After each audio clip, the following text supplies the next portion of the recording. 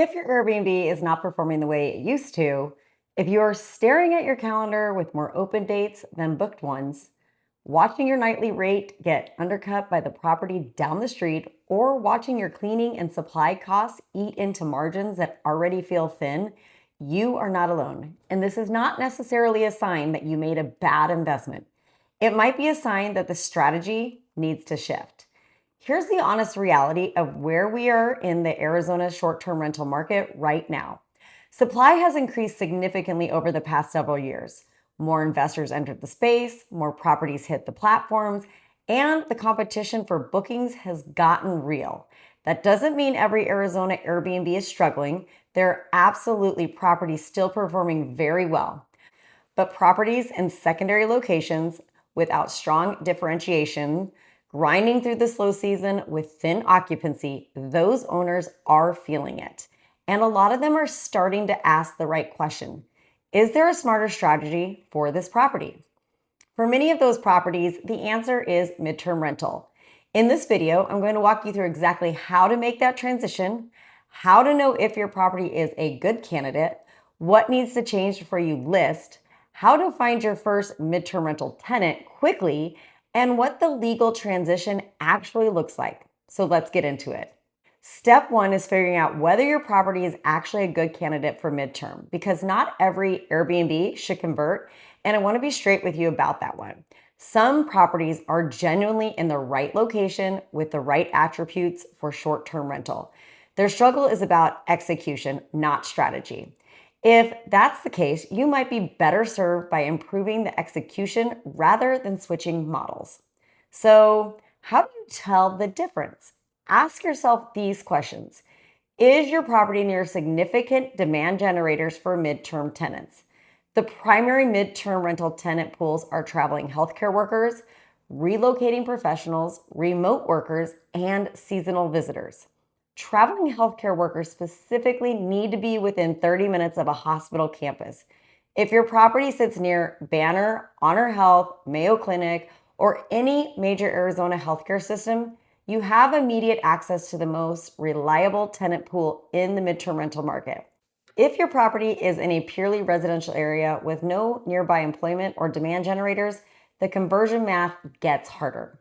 Second, is your property actually set up to function as a home? A short-term rental optimized for vacation guests and a midterm rental optimized for someone living their actual life there are different things.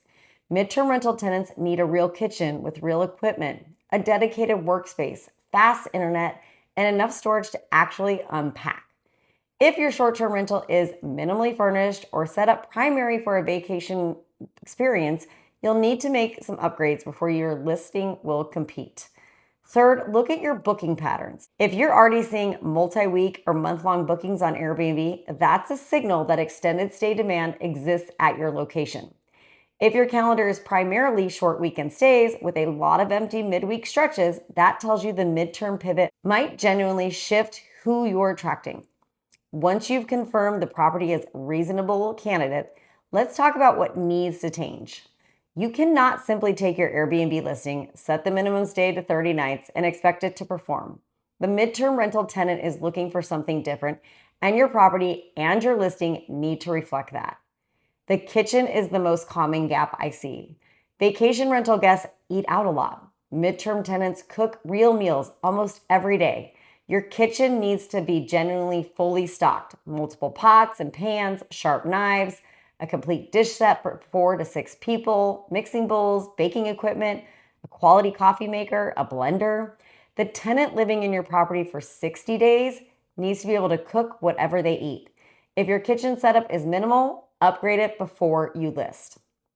The workspace is the second most critical gap. In 2026, the majority of your midterm tenants are working in some capacity during their stay, whether full remote, checking medical records on their off hours, or managing their professional life digitally. You need a designated desk or table with good lighting, an outlet nearby, and enough surface area to actually work. And the internet has to be excellent. Slow or unreliable internet is a deal breaker for someone who is living and working in your property for 2 to 3 months. Check your current plan and upgrade to the fastest available option at the address before you list it. Linens and towels. You need more than what your short-term rental had. A vacation guest uses your towels for 3 nights. A midterm tenant is there for 60 days. Stock at least 3 full sets of sheets per bed and 4 to 6 towels per person the property accommodates. This is a straightforward investment that significantly impacts tenant comfort.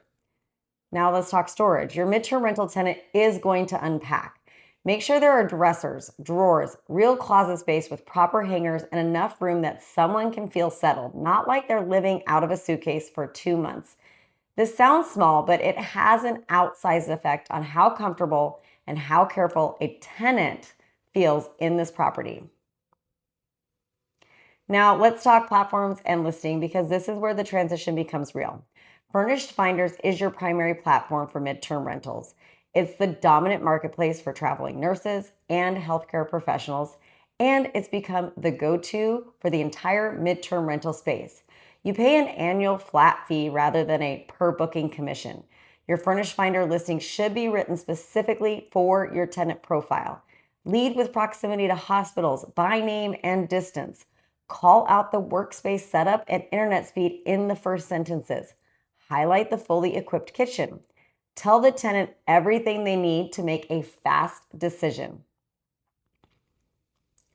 You can also keep your Airbnb listing active with a 30-night minimum stay setting. Airbnb has a monthly pricing feature, and some midterm tenants, particularly remote workers and seasonal visitors, do search Airbnb for longer stays. Running both channels simultaneously maximizes your reach. Now, here's the legal piece, and this matters a lot. When you convert your short-term rental to a midterm rental, you're not just changing your marketing, you're changing your legal framework. Anything 30 days or longer in Arizona falls under the Arizona Residential Landlord and Tenant Act. That means you need a proper lease agreement for every tenant. It means your tenant has legal rights under Arizona law. It means there is a legal process for addressing any issues that arise. You can't simply ask someone to leave without following proper procedure. This is not something to be scared of. The vast majority of midterm tenants are responsible professionals who leave without incident.